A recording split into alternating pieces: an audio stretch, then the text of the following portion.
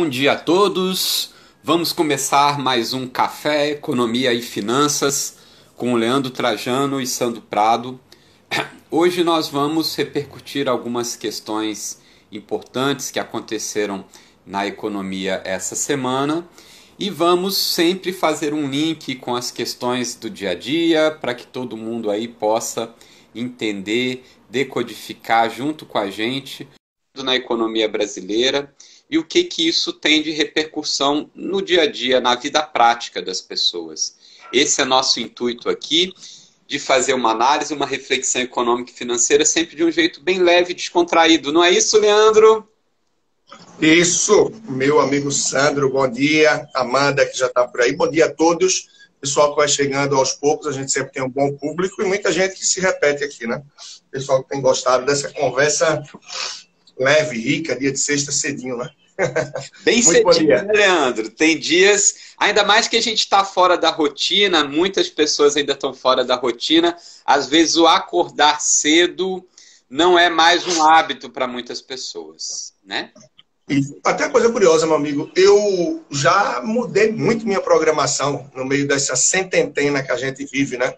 Eu passei quase um mês dela que eu acordava mais tarde. Eu acordava realmente um pouco mais tarde, mas também eu dormia muitas vezes com o sol acordando. Então, era mais produtivo para mim, que conseguia aproveitar um pouco com meu filho a parte do dia, trabalhava muito na madrugada, né? E há um mês e meio, quase dois, já que eu mudei bem. Eu tenho acordado e começado o meu dia muito cedo, né? E tenho dormido também cedo em relação ao meu comum. Tenho dormido 11, 11h30, meia-noite no máximo. De outra que eu estouro um pouquinho. Aí tem dia que dá tilt também, né? Tem dia que eu durmo 3 da manhã, 3h30 e acordo 5, 5h30. Aí lá ficou tudo. Mas cada um acha seu jeito de fazer. E esse papo da gente realmente tem sido uma conversa boa, uma conversa leve, que traz informação, traz conteúdo desse assunto que para muitos é tão místico, difícil ou distante, né?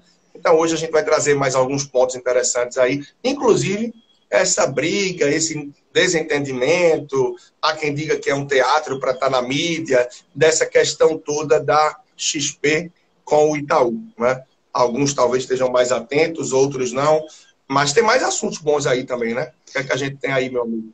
Tem bastante coisa. De qualquer forma, a gente tem aí questões relacionadas ao seguro-desemprego nos Estados Unidos, que é um indicador importante para a gente, né? Tem questões ligadas ao IPCA 15, ou seja, já saiu aí a inflação da primeira quinzena do mês de junho, que é um indicador interessante. Também tem questões fiscais relativas à arrecadação do governo. Tem já uma... Imposto de renda. Já declarou? Já declarou o seu? Leandro, final de semana. Ainda não. Declarei ainda. E tá aí. Eu quero saber de vocês. Vocês que estão aí, já declararam de vocês. O meu tá na agulha. Eu só falto pegar o extrato para ver, que é assim que eu faço. Eu não sou craque em imposto de renda, entendo pouco. Todo ano pesquiso tudo para ver. Estou faltando só ver dividendos e o juros sobre capital, né? Das ações recebidas aí ao longo do ano para poder fechar a declaração. Então, eu espero fazer isso hoje de manhã ou na segunda, mas o grosso já foi. Mas quer dizer que você ainda está na agulha, né, meu amigo? Estou na agulha. Eu ainda não declarei. Todo ano eu deixo ele para os últimos dias, para ser sincero. Até porque tem alguns lugares que demoram um pouco para mandar, principalmente o informe de rendimentos, né?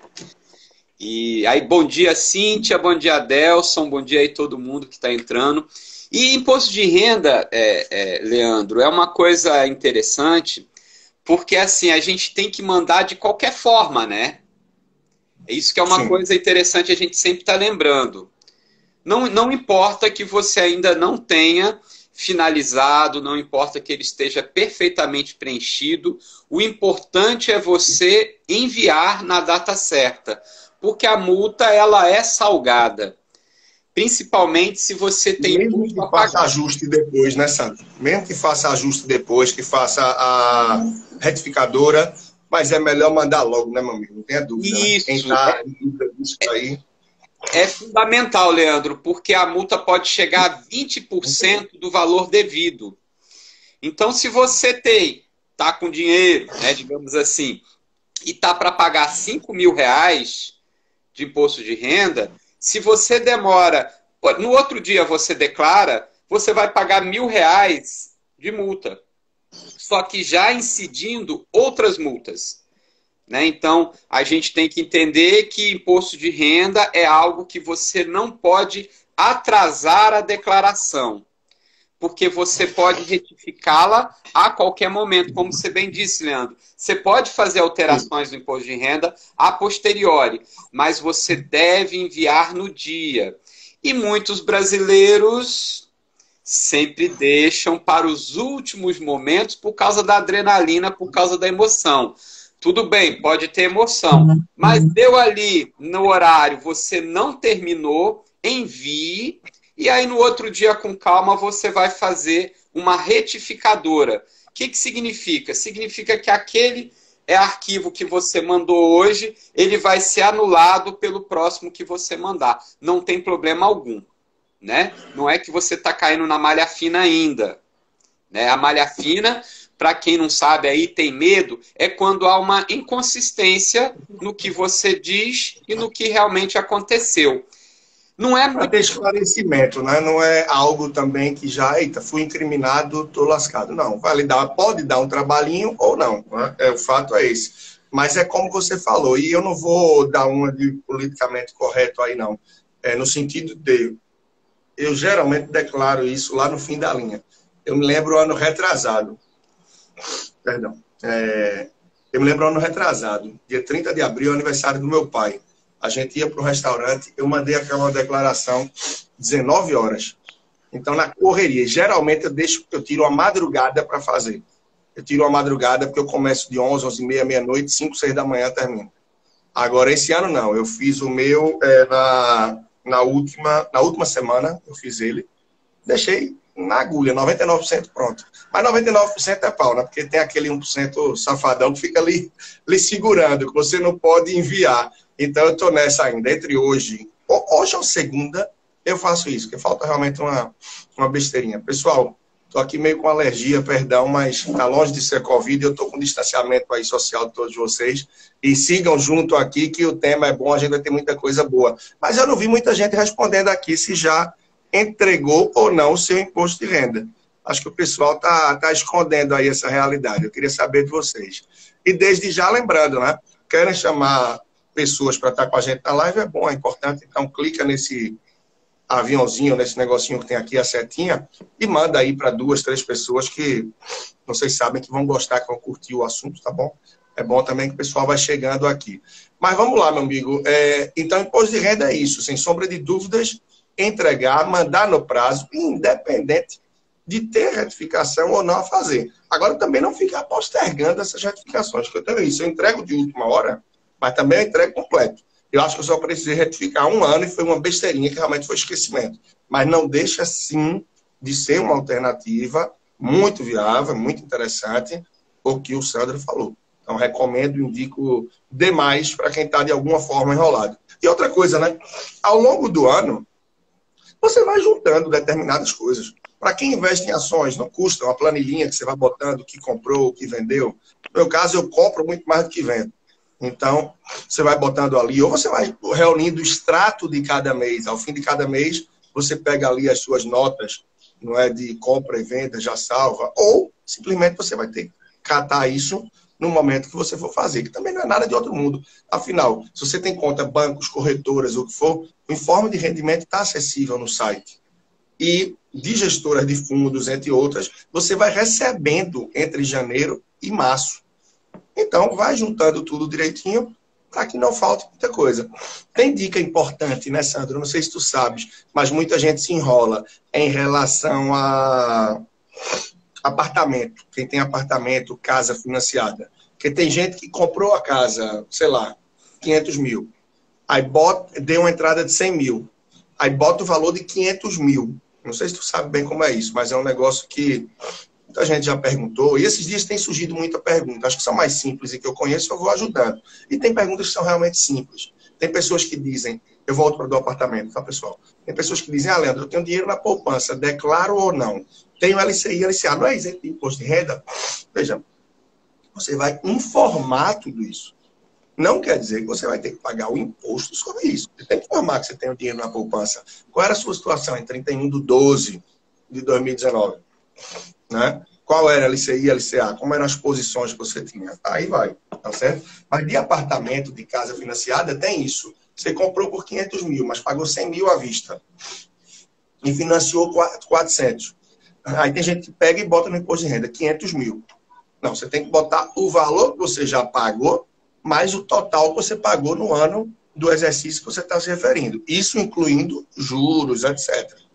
Né? E, claro, para quem está nessa fase ou algo do tipo, o Sandro vai ajustar aí, complementar de alguma forma também, se necessário, você pode juntar as notas de benfeitorias, que é o caso meu. Quando eu entrei no apartamento, a gente derrubou e levantou ele. Então, benfeitorias, de fato, foram feitas. Benfeitoria não é gesso, cultura, mas são mudanças mais radicais no imóvel. A título de estrutura, é considerada parte elétrica, hidráulica, questões maiores, tá? Ou no próprio imóvel, que essa eu vou procurar saber, se alguém aí souber já me ajuda. Meu imóvel está em fase de reforma de fachada. E a gente está pagando por isso naturalmente. Então, talvez isso eu possa usar como benfeitoria para o IR. Até para pesquisar sobre isso. Mas está com você de volta aí, meu amigo. Leandro, a grande questão é porque o imposto de renda, de uma certa forma, é o acompanhamento do seu enriquecimento. Então, por isso que você comprou apartamento né, por 500 mil, mas pagou 100 mil, você tem que declarar que o valor dele é 100 mil e vai colocando as parcelas que você vai pagando naquele ano. Porque, basicamente, o que acontece é, você não pode ter uma renda de 50 mil e de um ano para o outro tem um apartamento de 100 mil, vende e compra um de 500 mil. Como assim? De onde veio esses 400 mil? É esse acompanhamento do seu enriquecimento que a Receita, de uma certa forma, está olhando. Então, é muito importante você fazer isso de uma maneira real, sensata. Para quê? Para não ser chamado à Receita para se explicar. Não é que vai acontecer nenhuma punição. O que acontece é que você cai na malha fina, aonde os auditores da Receita vão detectar que possivelmente tem algum problema com você na declaração. Aí eles vão lhe chamar, podem lhe chamar num período de até 5 anos. Essa que é uma das grandes questões. E o que vai acontecer é que você vai lá com a documentação da compra do apartamento, das parcelas, e vai se explicar. Só que isso dá trabalho e dá uma certa tensão. Então, a melhor coisa que se tem é você tentar fazer a sua declaração a mais correta possível, da melhor forma possível, para que você não tenha esse tipo de inconveniente, esse tipo de susto, né? E ter os respaldos, né? Os respaldos, eu não sei nem se chama assim no Brasil, mas eu não me lembro qual foi o país que eu trabalhei aí na minha jornada mundo afora, que a gente sempre falava respaldo, respaldo. Mas é ter os respaldos, fala ter os documentos de tudo. Por exemplo, já passaram 5 anos, a reforma do meu imóvel grande foi em 2012. E eu entrei nele em 2013. Mas até hoje eu tenho tudo. Tudo de nota, de cupom, de contrato de serviço. Mas já passaram 5 anos. A minha benfeitoria já está incorporada em imóvel, não tem mais o que perguntar. Mas eu tenho as notas ali ainda. Então, se você tem um caso desse de malha fina, você é chamado e tal, se você tem os respaldos, se você tem a documentação, ok, beleza, está tranquilo. Então, a tranquilidade e a honestidade, a questão de você fazer tudo certinho ali, vai lhe dar apoio para que você siga, caso haja alguma questão de malha fina. Mas voltando, imóvel tem outra forma também, tá? De declarar. Eu estava vendo isso com um amigo que a gente falou, acho que na segunda-feira.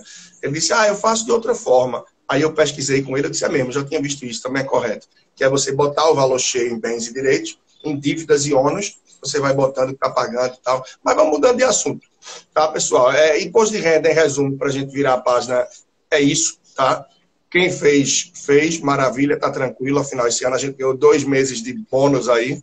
Quem não fez, corra, que já é terça-feira, e segunda, terça, normalmente fica pior para enviar, né? Porque o congestionamento é maior, e entre hoje e segunda a gente vai ver muito na TV.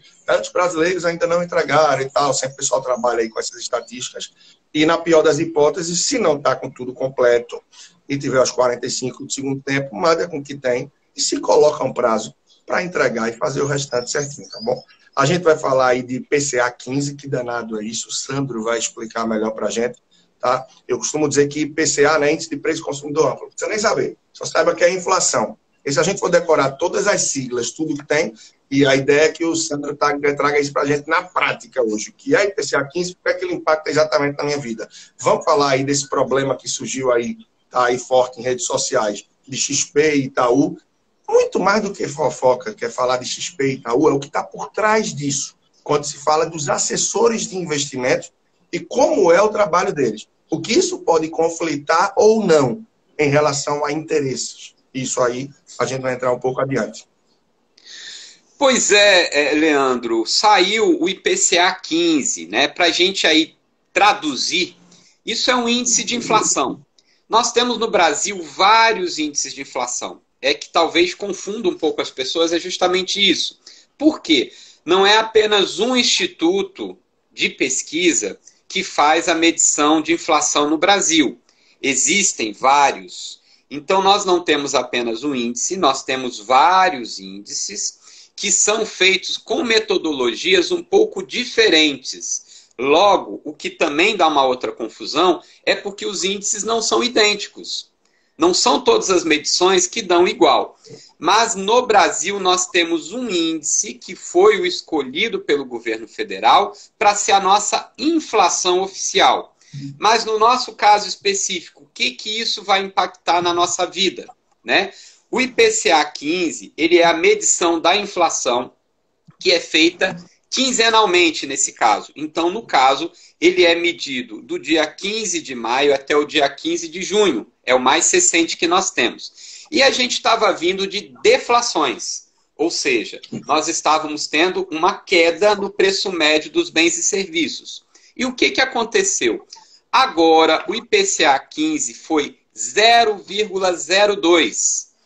Ou seja, nós tivemos uma pequena inflação nesse período, mostrando que já houve uma pretensa melhora na economia.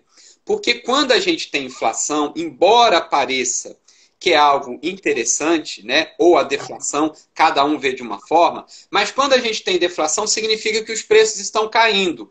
Significa também que a atividade econômica não está bem. E quando a gente começa a ter essa recuperação, obviamente que há um reajuste em alguns preços de bens e serviços. Por exemplo, a gente pôde presenciar aqui em Recife, quem anda de automóvel e andou esses dias, um ligeiro aumento no preço dos combustíveis. A gasolina subiu. Ela chegou aí a R$ 3,49 e agora está por volta de R$ 3,99. Isso vai entrar no índice de inflação. Ou seja, teve um recuo da demanda porque as pessoas pararam de circular, a inflação teve uma queda. A partir do momento que os preços voltaram a subir porque as pessoas começaram a circular, a tendência é que a inflação suba um pouco. Porém, a expectativa da inflação para os próximos anos, até por causa da nossa desenvoltura econômica e da grande retração do PIB que nós devemos ter esse ano, Leandro, é que a inflação brasileira tem um viés de queda, inclusive para 2021, 2022 e agora também para 2023. Né? O Conselho Monetário Nacional já lançou qual é a meta da inflação de 2023. Né? Isso é interessante. Perdão, pode complementar. Não, isso é interessante, porque assim, aí é uma questão mais técnica, tá, gente? Mas a gente tem o tal do boletim Focus, né? Com base do Banco Central, coleta informações e tal, e que ele sai semanalmente. E é algo realmente interessante, porque ele traz a expectativa dessas instituições, a expectativa do Banco Central sobre a economia, PIB, taxa Selic, enfim, vários indicadores. Então, isso nos traz essa visão semanal.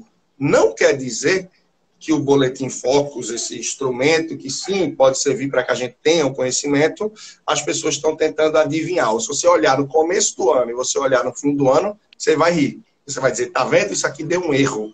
Não, não é que deu um erro. É porque esse boletim que é semanal, ele vai trazer essa percepção, essa expectativa desta semana. desta semana. Daqui a 4 semanas o cenário é outro, a expectativa pode ser outra. Por isso que tem tanta divergência em relação a dólar, em relação a tantos itens, a tantos... Tá? Entrou aí o Tiago Monteiro. Tiago, nosso amigo economista também, aí gosto bastante dele, muito competente. Que bom, coisa boa. Mas está com você de volta, meu amigo. É isso. Então, como o Sandro falou, a gente sai aí, começa a sair, né, de um cenário de deflação, entrando levemente aí nessa inflação, que não é negativo de forma alguma nesse sentido. A gente vê a parte, não é se é que se pode separar, na minha visão não, mas está acontecendo essa retomada, essa reabertura da economia em várias cidades e vários estados, mas em vários também a gente já vê o recuo. E ontem eu atendia um médico e ele dizia que sim, está muito tranquilo nos hospitais atualmente, mas entre eles, né, o pessoal da área de saúde, já tem essa expectativa, já esperam que logo adiante tenha o aumento. Por quê? Porque o vírus está solto, as pessoas estão se abrindo mais, não tem nenhuma contenção a título de prevenção, de vacina, por aí vai, então é natural que haja o contágio. Havendo contágio, a gente tem a taxa de mortalidade, e é por isso que Minas Gerais, Rio Grande do Norte, Maranhão recuaram em relação aos planos. E o corona está cada vez interiorizando mais. Muita gente, a minha teoria também é muito disso, muita gente que estava nas capitais, que estava nos grandes centros urbanos, parou de trabalhar. Comércio, por exemplo, muitos que pararam vão para a sua cidade, vão para o interior, e muitos transmitiram essa doença.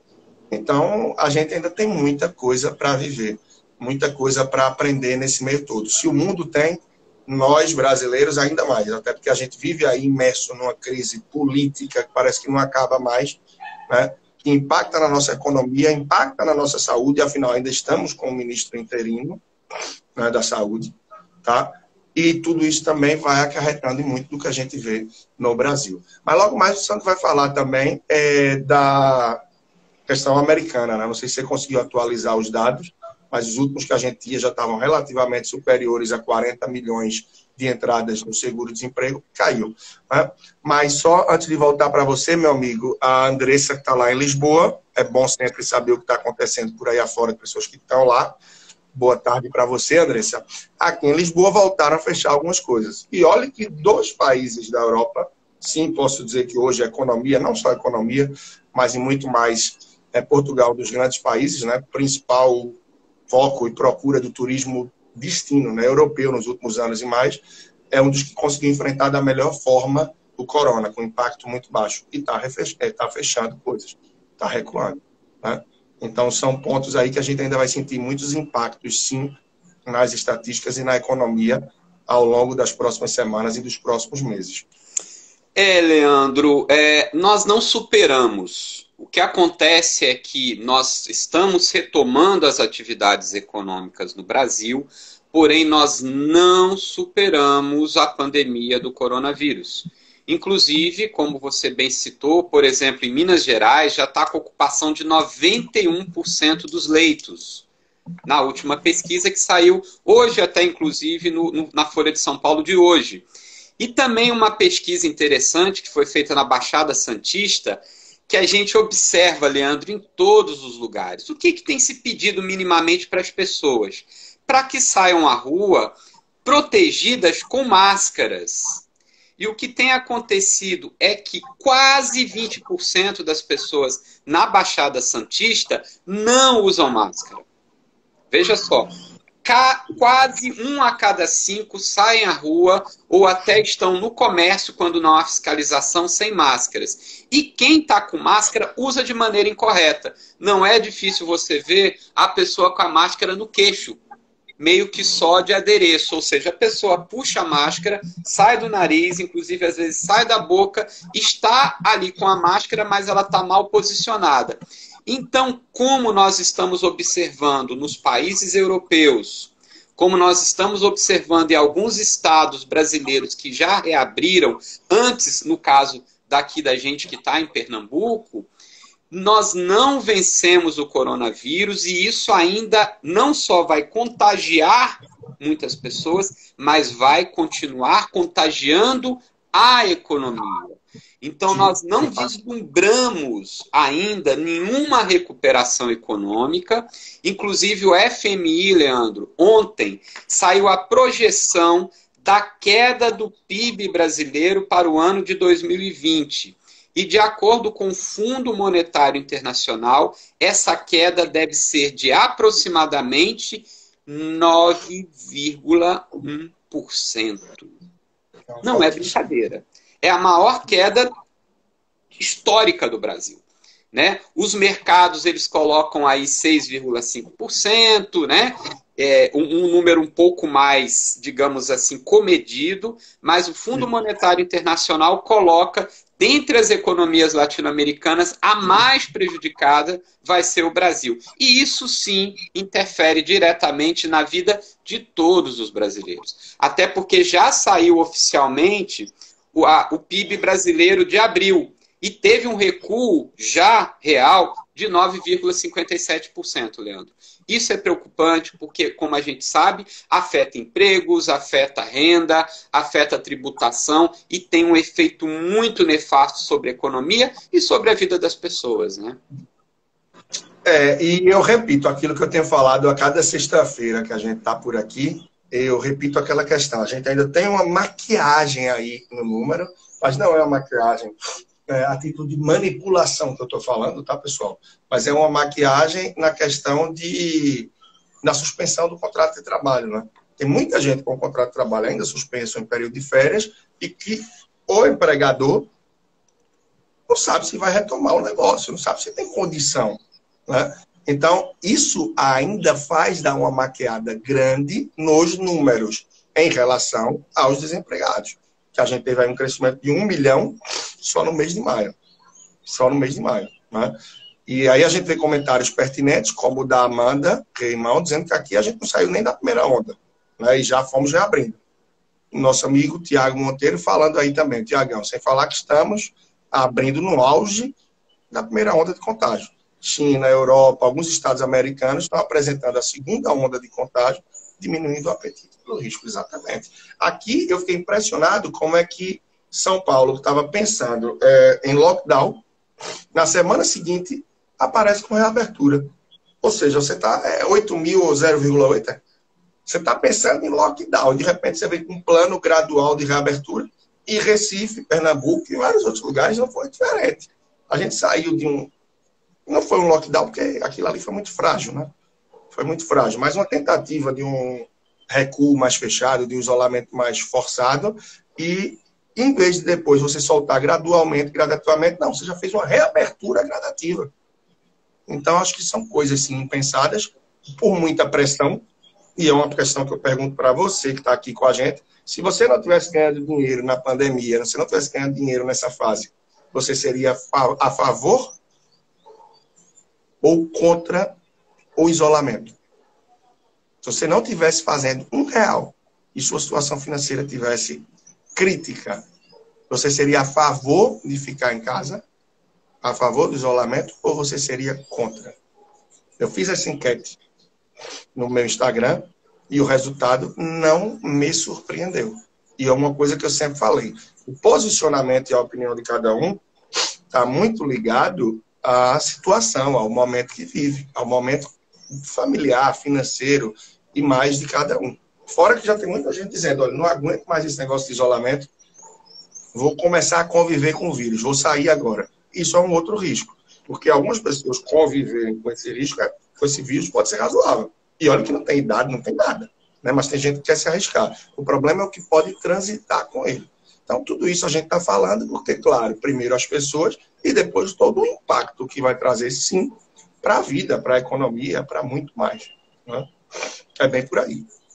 Pois é, Leandro, isso afeta a vida de todo mundo, com certeza está todo mundo sendo afetado, mas uma coisa que você disse dessa pesquisa aí é muito pertinente. O que a gente percebe? E a gente sabe disso. Muitas pessoas não tinham gordura alguma. Muitas pessoas estavam magrinhas, ou seja, sem nenhuma reserva de dinheiro. Não tinha nada guardado. Assim que começa a pandemia, muitas pessoas já desde o começo se posicionavam contra o fechamento. Por quê? Porque precisavam ganhar dinheiro.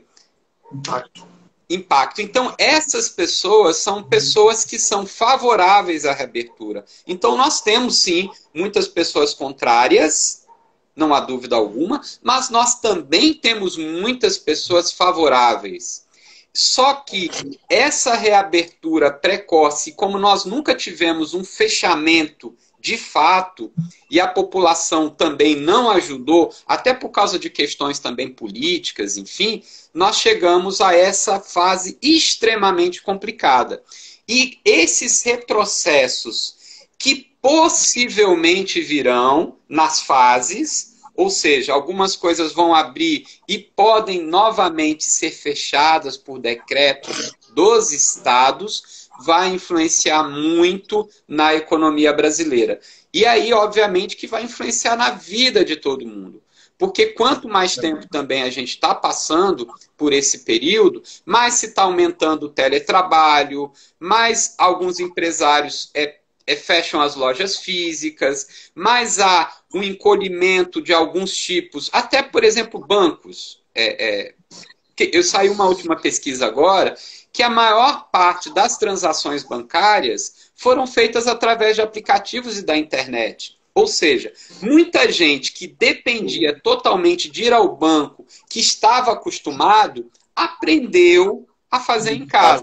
Logo, vai ter uma diminuição da necessidade da ida às agências. Então, até agências bancárias, estou citando agências bancárias porque é um exemplo de grandes, né, empresas que têm, digamos assim, muitas filiais. E já tem um plano de reduzir, né? Só que não vinha conseguindo, porque, sobretudo, o público mais velho ainda é muito fiel à ida na agência. Aí, se eu vou tirar, por exemplo, do meu pai, tá?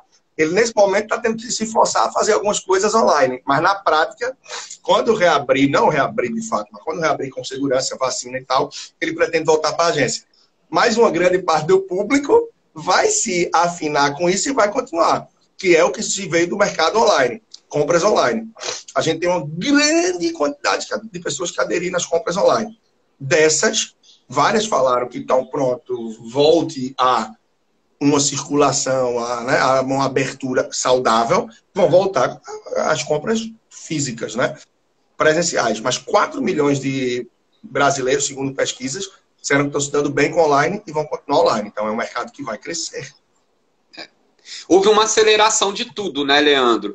E essas questões, elas são, assim, às vezes até a gente olhando assim, até engraçado, porque forçou a barra para muita gente se digitalizar, perder o medo das máquinas, dos aplicativos, dos celulares, dos sites. E aí a gente percebe, só para a gente fazer aí uma comparação, no Brasil tentaram tirar a cerveja em garrafa e colocar só lata, porque é muito mais fácil para a indústria vender latinha, porque não tem a logística reversa de buscar a garrafa depois. Só que no brasileiro não se adaptou, rejeitou. Né? Os Estados Unidos já não se vende basicamente garrafas de vidro. Porém, aumentou muito o consumo de latas, de cerveja em lata no Brasil. Então é isso que vai acontecer com grande parte do comércio.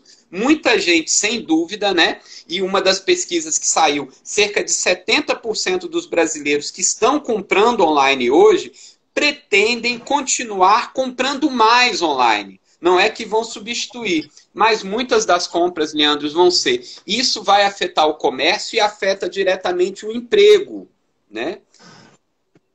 Olha, tem uma pergunta aí do XP, do Itaú XP. Vamos tá na pauta, tá na pauta. Bom dia, meu amigo Alisson. Tá bem, meu amigo? Tá na pauta. Talvez já seja o próximo assunto. Segura um pouquinho que esse está na pauta, tá? Mas eu quero ir muito além da briga, tá? Eu não quero protagonizar aqui XP e Itaú, que querendo ou não, os dois ganham na briga, tá? Porque o Itaú tem 49,9% da XP. Claro que as gestões são independentes e cada CEO, cada equipe vê o seu resultado. Mas no fim do dia, tá? Quem está por trás mesmo dos acionistas e mais vão estar ganhando de todo jeito. Mas a gente vai entrar nessa pauta aí sim. Já me distraí com isso, porque esse assunto vai ser bom. Aí eu queria pegar o finalzinho do que você estava falando anteriormente e a memória me traiu. Repete tua última frase, se puder rebobinar aí, meu amigo.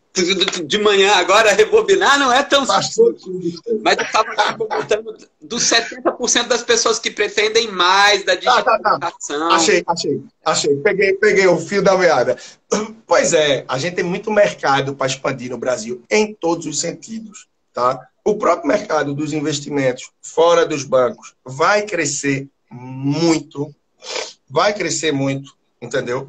Esse mercado vai crescer muito, porque poucos brasileiros investem em corretoras, então as corretoras têm muito o que expandir. Os gestores independentes de fundos também têm muito a crescer em tudo isso. As compras online, os brasileiros ainda são muito desconfiados, a gente tem uma quantidade de golpes muito grande. Então há uma desconfiança muito grande, e agora está tendo uma necessidade, devido a tudo que a gente está vivendo, e já há novos golpes diante dessa necessidade, porque eu costumo dizer que não é a rua de Londres que é perigosa à 1 da manhã. Aí você vai entender minha viagem, minha analogia, você que está conosco aí.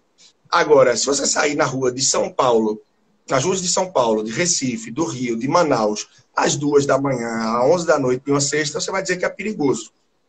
Peraí, então, é uma rua em Manaus, em Londres, em Recife, no Rio, em São Paulo, em Londres, em Sydney, é tudo rua, porque uma é perigosa e outra não. São os seres humanos que são perigosos, não é a rua. A rua não faz porra nenhuma. Então, os seres humanos é que são perigosos. E nós, brasileiros, e não só os brasileiros, temos uma cabeça muito articulada e muito inteligente. Tanto que a gente tem um grande político no Brasil, conhecedor de muita coisa, mas nunca usou isso para o bem, que é Eduardo Cunha. Conhece Constituição, conhece tudo, mas ele usava para articular, para artimanhas, a parte política, tá, pessoal? Mas é a realidade. Goste ou não, é a realidade. E isso é o que a gente tem no Brasil também. Em vez das pessoas agora se articulando para o bem, o que tem de loja falsa que já foi levantada? O que tem de oportunidade surgindo? Assim como no meio financeiro. Pirâmides, oportunidades de investimento.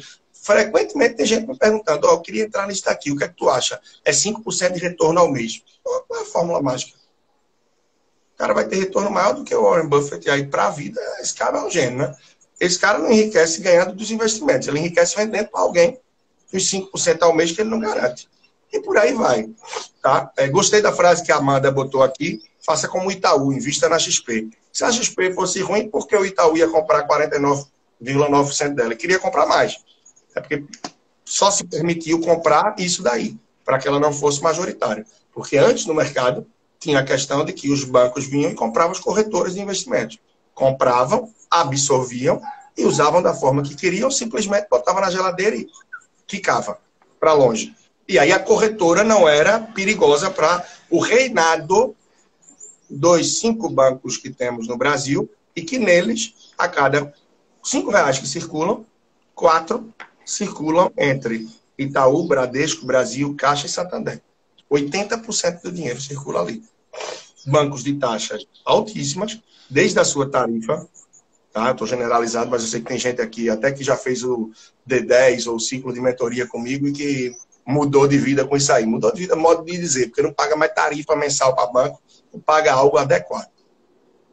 Que eu tenho de gente pagando anuidade alta para cartão de crédito e muito mais, cheque especial altíssimo, venda de título de capitalização, venda de previdência, né? E, por sua vez, as corretoras e os assessores de investimento também têm lá os conflitos de interesse. Aí deixa eu voltar para o assunto anterior, e depois a gente volta para explorar esse um pouco mais.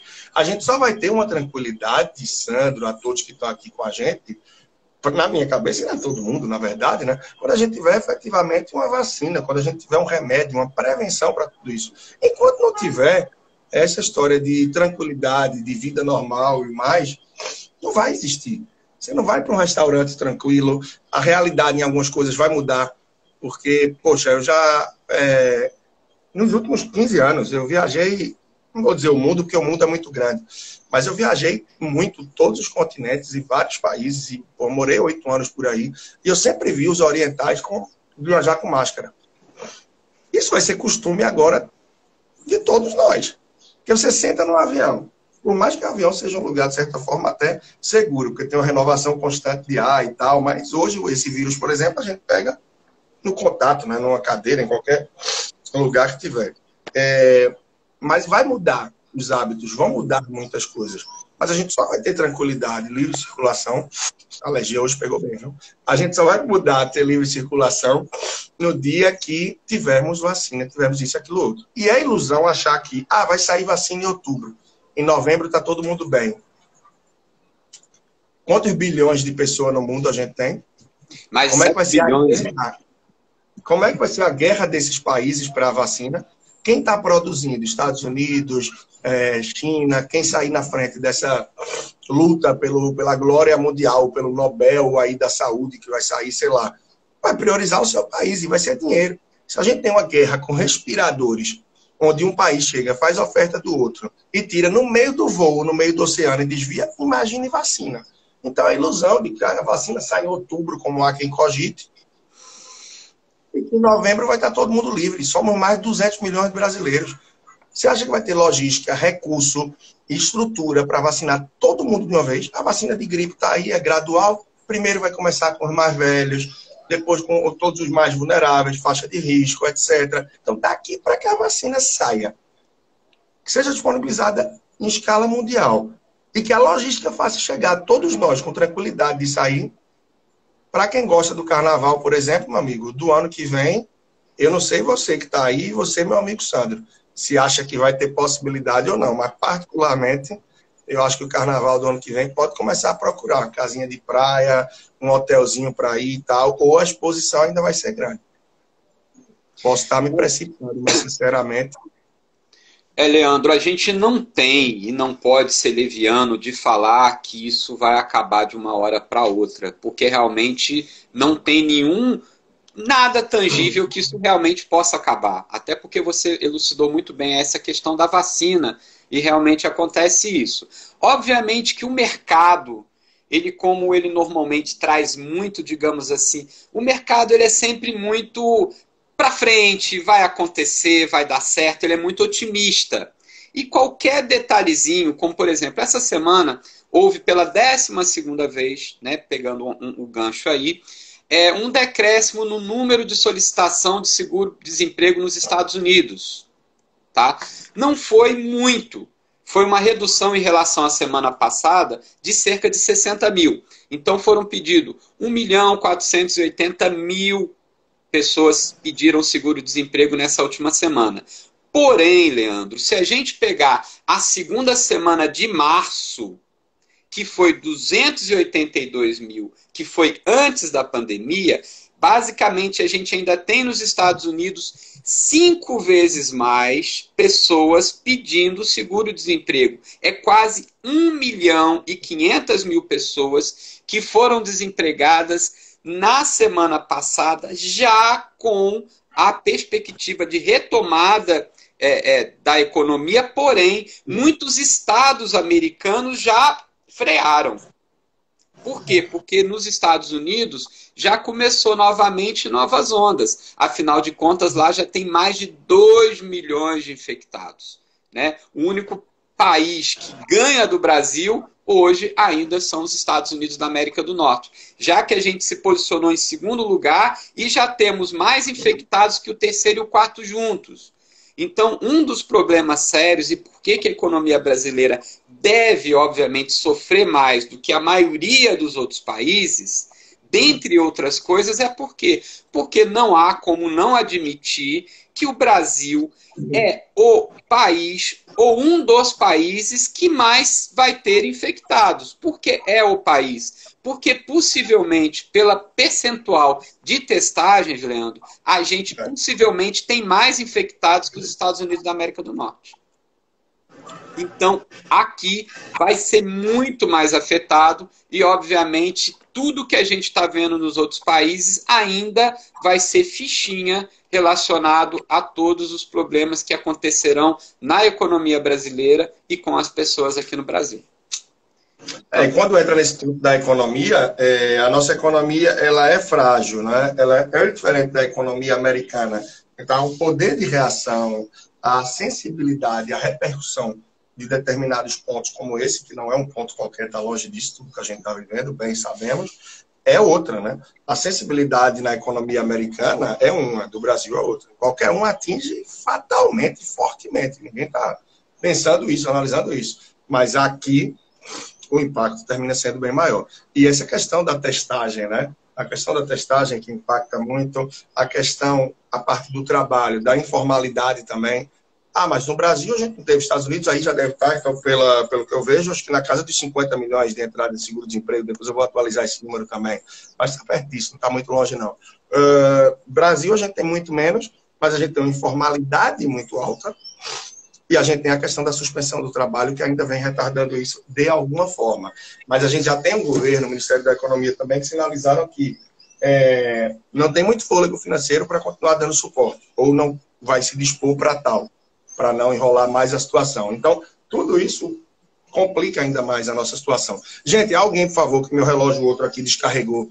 Alguém deixa eu dar uma olhada aqui. Eita, Leandro, 7h54 já. Opa, vamos ter aí no máximo, acho que 10 minutinhos então. Vamos para assuntos finais aí, já que a gente deve usar a nossa 1 hora aqui no Instagram da Direito de Live. Antes disso, eu vou fazer aqui um anúncio bem bacana que eu divulguei hoje de manhã. Tá no meu feed, tá no meu post, tá? Aí, meu último post. Segunda, dia 29, às 8h30 da noite, eu vou ter uma live muito bacana, muito boa, tá? Vai ser com um cara que, para mim, é um dos maiores especialistas em investimentos, educador financeiro aí do país, que é o André Bona. Eu, particularmente, gosto muito do André, é uma grande referência, tá? Desde muito novo, eu sempre acompanhei muito o trabalho dele. E a gente vai ter essa live nessa segunda-feira, dia 29, às 8h30 da noite. Então, bota aí na tua agenda. Quer saber de investimentos, cenário econômico, alocação de ativos, investimentos mesmo. Quer levar a tua dúvida para lá, ouvir um pouco, vai ser incrível, tá bom? Então, bota na tua agenda ou vai no meu stories depois e ativa o lembrete. Mas para não ter perigo de passar, bota na tua agenda. Ontem à noite tivemos o Clube MPI, Sandro. Você já teve o prazer de participar como meu convidado.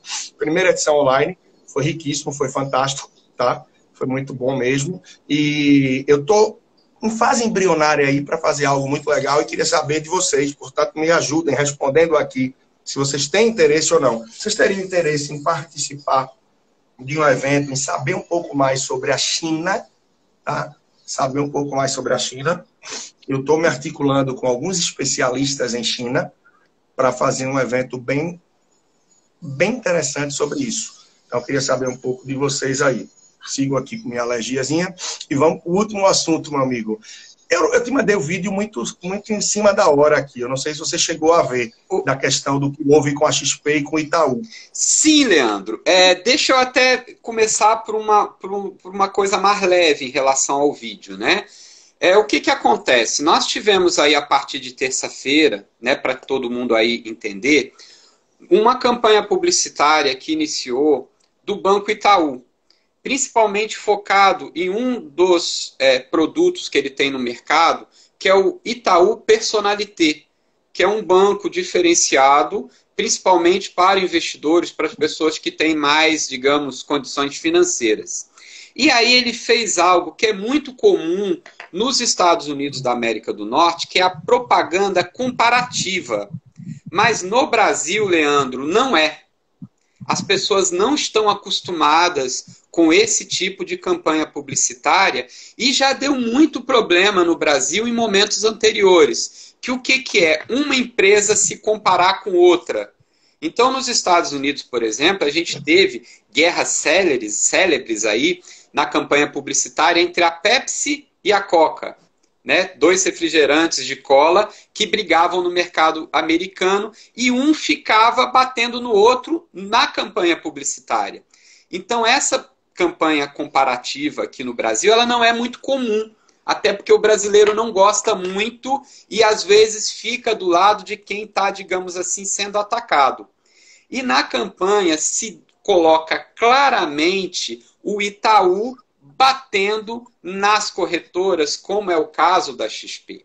E como você... Nas corretoras, não foi na XP. Não. Ela tomou as dores, né? Isso. E saiu na frente. Exatamente. Ela saiu porque aí tem uma coisa muito engraçada, como o Leandro colocou, que quem às vezes não vê, não enxerga isso, mas como a XP está aberta a investidores... Olha que coisa interessante. Embora ela trabalhe com investimento, é uma companhia que está aberta a investidores. E o Itaú foi uma das empresas que se interessou pela XP e comprou, digamos assim, a metade, entre aspas. A metade da XP é do Itaú. Só que o que acontece? Para não assumir o controle acionário, ou para não perder o controle acionário, o Itaú só pôde comprar, porque ele queria comprar mais, 49,9% das ações. O que significa? Que a XP, ou seja, ainda original, detém 50,1% e ela que toma as decisões. Então, essa briga começou com essa campanha publicitária. Agora, uma coisa que você evidenciou muito bem aí, Leandro. Na realidade, quanto mais se fala da campanha, melhor para quem? Para os dois. Tanto para a XP como para o Itaú. Então, a gente tem que ver o que há por trás. Ou seja, a partir do momento que a XP bateu no Itaú, eles conseguiram a publicidade. A publicidade, o que significa? Mídia gratuita. Ou seja, muita gente, como a gente falando sobre eles aqui agora, né, sem nada. Sem nada. E um falando bem do Itaú, outro falando bem da XP, e aquela velha história. Falem bem, falem mal, mas falem de mim. Então, tudo começou dentro desse contexto. No final, vem para cá, né? No final, vem para dentro, né? Então, ó, só atualizar comentário aqui, bem rapidinho, tá? Claro, vamos lá. Uma coisa boa, que bom lhe ver por aí. Um beijo grande, minha amiga. Olha aí, a Andressa falando. Começa só como arrumadinho, né? Pensei nisso, mas desconfio que não, porque eles não bateram diretamente na XP. Mas eu não sei até que ponto as dores do Benchimol são tão legítimas, porque ele defende a legião de 6, 7 mil assessores de investimentos que ele tem, que estão embaixo da asa do guarda-chuva dele. Ele tem que defender esse pessoal, senão o pessoal vai dizer, e aí, papai, vai ficar quieto? Mas ele faz isso sabendo que, no fundo, vem para ele. Só entrando com algumas coisas aqui rapidinho, tá?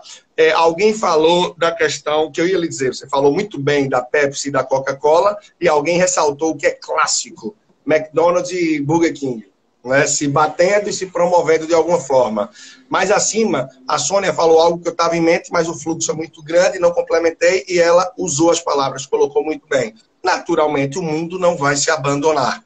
Tá? Porque sabe que é uma doença fortemente de alto contágio, transmissível e tal. Então, não vão deixar 1 ou 2 países sobrando sem ter a vacina.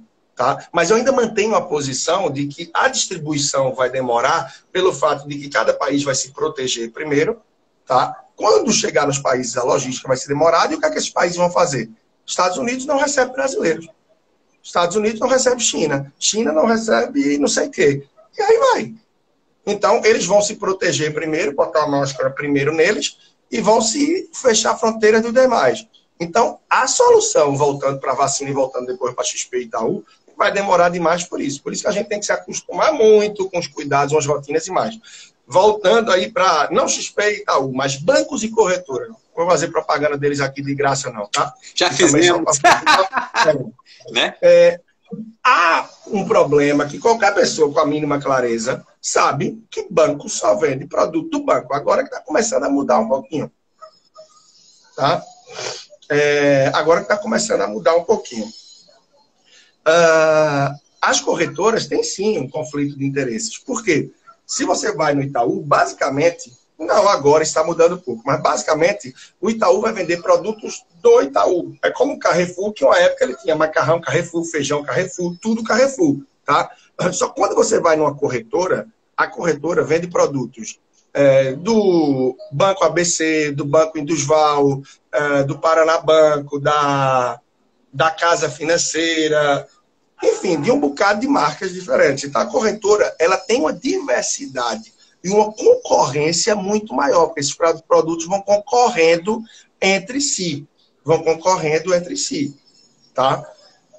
Mas na hora de indicar, de sugerir o produto e ver o que melhor se adequa à sua carteira, há o risco, não estou dizendo que todos os assessores fazem isso, eu conheço vários que acredito sim que fazem um trabalho limpo e honesto, dele te mostrar um produto que dá esse retorno para você, cliente, e paga para ele uma taxa de rebate disso.